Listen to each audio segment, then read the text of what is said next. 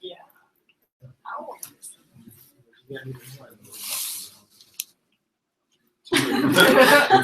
Make up your mind.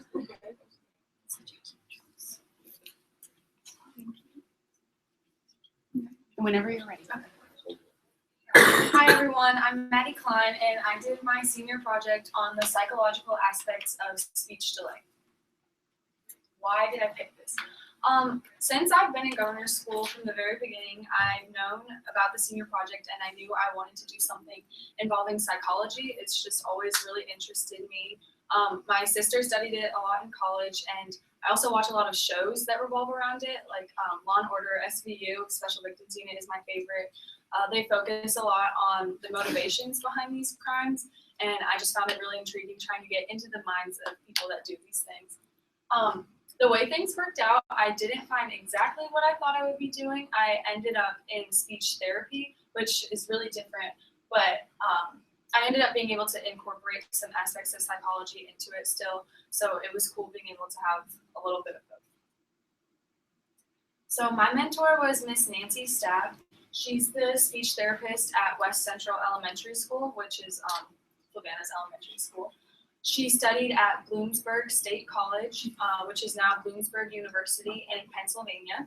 She earned her bachelor's in education and her master's in communications. And she's worked at a bunch of different places. She worked at a rehab center. She has worked at independent firms, and she did a lot of stuff with people suffering from brain damage that that then affected their speech. And one of the places she worked at was really interesting. It was mostly males that have suffered some kind of brain damage, and the damage made them really aggressive. So she said that was a cool experience trying to help work with them. Then she moved to North Carolina and worked in the school systems and for about 4 years. And after that, she moved to Virginia, and she's been in Flavanna's school system ever since. Like I said, I did my internship at West Central, which is that building there. It was really convenient because it's just about 10 minutes down the road from the high school. And since what she does is in sessions, I would just go to 1 or 2 sessions and then come back to class. And then I could go later in the day, so I didn't have to miss a whole day of school. This right here is where she has her sessions. And I sat in a little chair off to the side and just watched her work with the kids. She works with pre-K and kindergarten students with speech problems. And it was really fun watching what she did because she does it in her sessions were really conversational and fun. So honestly, it was kind of like a play date happening, like they wouldn't know what was happening, that they had a problem, I guess, really. And most of what she does is just positive reinforcement. So she'll play games with them, like Go Fish, and she will ask them to say what's on the card. And when they say it, she'll say it back to them in the correct form, and they'll just have to keep trying to say it until they get it right. So it doesn't seem really like a drill or lesson, but they're learning through the games. And then she tells the parents how they did and what they need to work on, and a big part of it is with the parents continuing to reinforce what they're learning in lessons at home. For my research, like I said, I first thought my internship was going to be more psychologically based. So a lot of my research was with psychotherapy and the effectiveness of it, and really what the psychologists have to do to give a diagnosis. But I focused a lot on psychology with adolescents, which ended up tying into my internship since I did that with kids. And I learned that both are really test-based oriented, kind of. So psychologists have to do a lot of tests on their patients, and so do speech therapists. Like my mentor has a bunch of charts and everything she has to fill out every time her patients come in. I learned that more than 43,000 Americans struggle with speech delays. That's more than I thought, and males are about 10 times more likely to have a problem. And then part that tied in psychologically, I found out that kids that suffer from speech delays are a lot more likely to have social issues later on in life. They struggle with self-confidence and social anxiety a lot of times. For my community service, I got involved with Service Dogs of Virginia, and I was at my community service mentor was Sally Day. This is a really amazing organization. They're a nonprofit and they provide service dogs to people that need it. It costs about $4,000 to train each dog. So since they don't charge the people for the dogs, they're constantly having to fundraise. And that's sort of where I came in. They were having an event at Charlottesville Aquatics one Saturday. It was a billiards tournament and a silent auction. So I just baked a lot of goods for them for the silent auction, and then I helped sell t-shirts and pass out flyers and tried to answer any questions that anyone had about what Service Dogs does.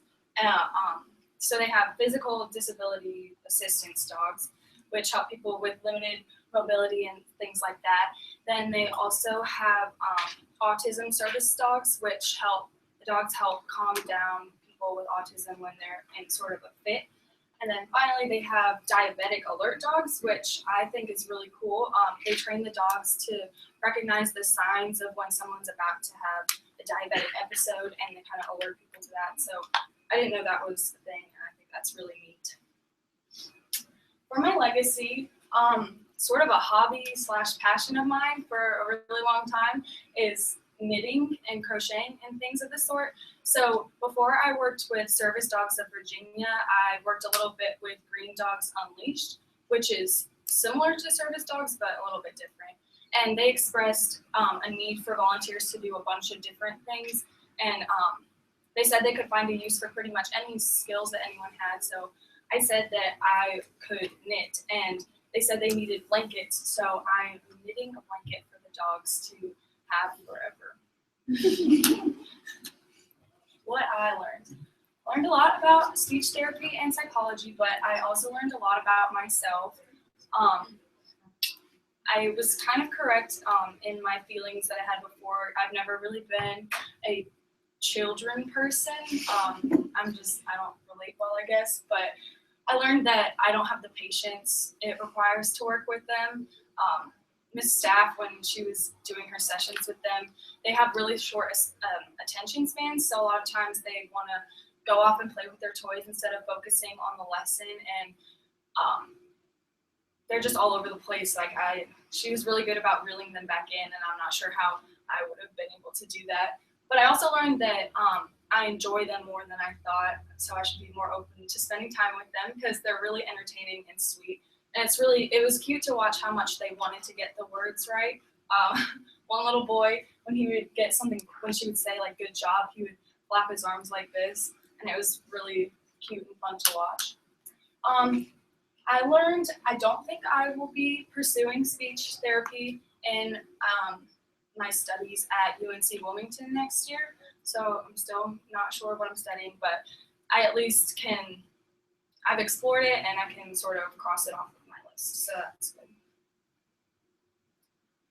My advice, I know everyone says it, but the most valuable piece of advice is don't procrastinate at all. It will come back to get you. I let myself procrastinate too much this year, and it made things a lot harder than they could have been had I just gotten on it from the start. Because the biggest thing for me was attitude, first of all. You have to have a good attitude coming into it and make what you want out of it. And it seems hard to give up sort of your free time to get things taken care of. Sometimes I just didn't want to give that up. But in the end, it would have been way easier to give little chunks at a time rather than big chunks when you wait till the last minute. So, and then also, I would say don't be afraid to get in people's ears, because sometimes it's hard to get a hold of these adults. And I know no one wants to seem annoying, but sometimes you have to send multiple emails, even if they're not responding, and make phone calls too, because the phone calls make a big difference showing how serious you are about it. I know it's intimidating, but they end up being really nice, actually. So phone calls go a long way. Any questions?